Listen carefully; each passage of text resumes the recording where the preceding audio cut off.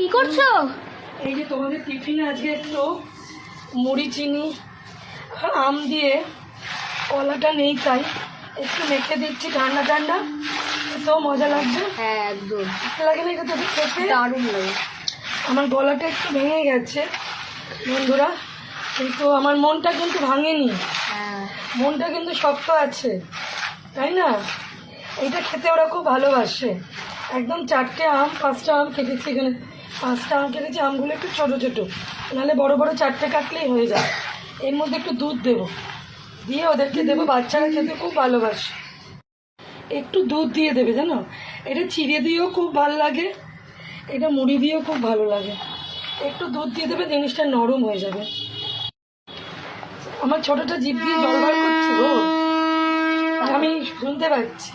এরকম করে কে কে টিফিন খাও গো এই আমের সময়? এখন তো বাড়িতে আম ছড়াছড়ি, তোমরা তো খাও। আমার বন্ধুরা কে কে খায়?